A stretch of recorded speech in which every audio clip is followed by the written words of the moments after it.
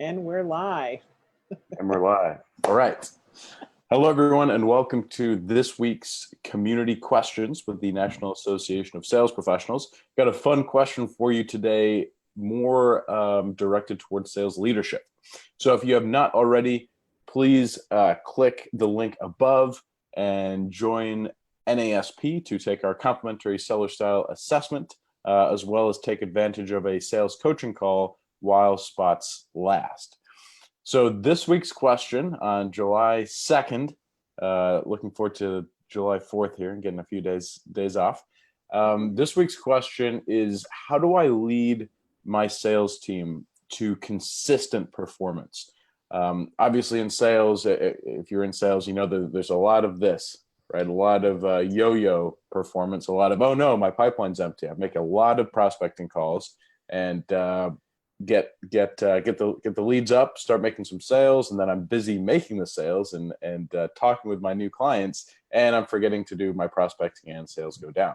So that's kind of the yo-yo effect we see, and of course the key to top performing sales professionals is consistency, and a key to outstanding leadership is creating consistency within my sales team. So that being said, Michelle, what comes to mind for you when we talk about how do I create consistent performance in my sales team? Well, I love what you talked about, about the leader and the individual. And for me, the experience that I've had, as a leader and as a participant on, top performing and consistent teams is that there was clarity. There was clarity in the communication of what our role was as an individual team, sales member on that team, as well as that the leader was clear. The leader had a clear vision, and that they had every participant had their role and knew, like if you think of athleticism, I love that everybody has their role, right? And without someone playing, right? If we're playing basketball, if someone's not playing defensive, we're not going to win. If someone's not playing offense, we're not going to win. So again, every member knows what they do well, and they bring that to the team. They don't know that no one's needs to be an expert in all things, but they're bringing their wisdom and whatever that is to the team, and they're sharing, their challenges and how they overcome it. And then together, we all have references. And I say we, because I participate in a sales team even now. As a leader, I'm part of a sales team. And we all bring our strengths and our weaknesses, and we learn and grow together. I love the quote, all boats rise with the tide. So when we all are rowing in one direction, we know that direction, we're clear on the direction. We support each other. When someone starts to get a little weak on the road, we, pause and have that conversation. But it's communication is one of those huge things, and being clear. What is the direction we're headed at? And that's what we talk about a lot at the National Association of Sales Professionals. What direction are you headed? Because if you're not clear on your direction, anybody who starts out not knowing where they're going is probably not going to know where they end up and why they're there. So that's my 2 cents today. Love it. Clear on direction and outcome and targets, and then also looking at what playing your role. Where is my specific skill set? How can I really help out?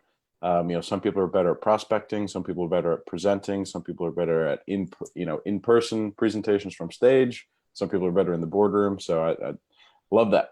The key things that come to mind for me, it always stuck in my head. I was reading Chet Holmes's book, The Ultimate Sales Machine. And one of the key things that he said, and I think this is somewhat cross verticals, across all different kinds of sales, is if I'm new in sales, I'm new in my position, I haven't built up my pipeline yet, I need to be spending 4 hours a day on prospecting. When I am, rocking and rolling and sales are coming in, and it's tempting to not do the prospecting because prospecting is, can be a little bit uncomfortable reaching out to new people. I still, as a sales professional, need to be doing 2.5 hours per day of reaching out to new clients, right? Outbound messaging. It can be to existing or old leads, but I cannot stop doing that. So from a sales leadership position, how do we build accountability into that level of sales activity? Now, obviously, Michelle, you know, in our organization, we have some really cool sales accountability dashboards that lead to some fun competition and keep everyone's numbers up. And very important because it's so for consistent sales performance, even when sales are good and the sales team is celebrating their good performance, sales activity cannot stop. It's boring. It's not a cool answer, and it's what's necessary, right? Consistent outbound outreach, whether it's emails, calls, Facebook messages, LinkedIn messages, texts, whatever form of WhatsApp messaging, if we're a little bit more international, whatever the form of communication,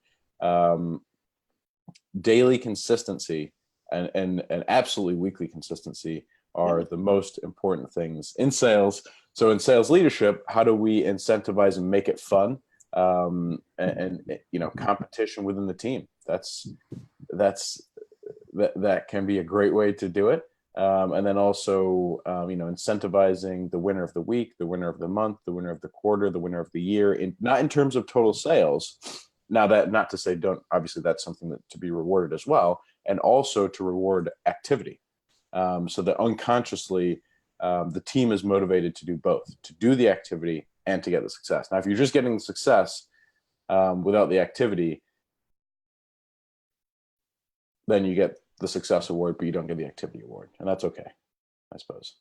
Anyway, so that is what comes to mind, and that's what, you know, we see in various companies and in our various leadership trainings.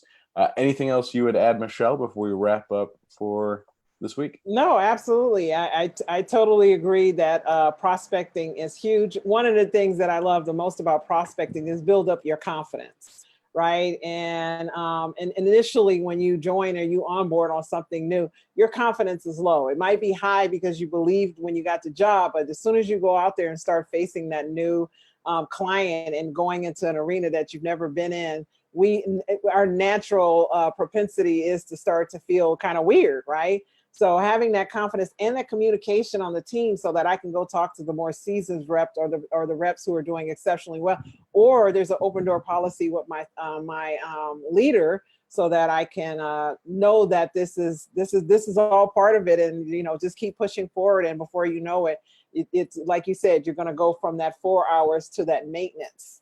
Right, you're going to be maintaining your pipeline instead of building your pipeline. So I'm a fan of communication because I find that people start to have those internal conversations that are never really good, right? Especially in sales. So being able to have a lot of external support and communication helps you to build confidence quick. So, but I love this. You know, again, sales is fun. We're all selling every day. Everybody is selling. If you're listening to this, we're all selling. So yeah. We just know how to make it fun. Love it.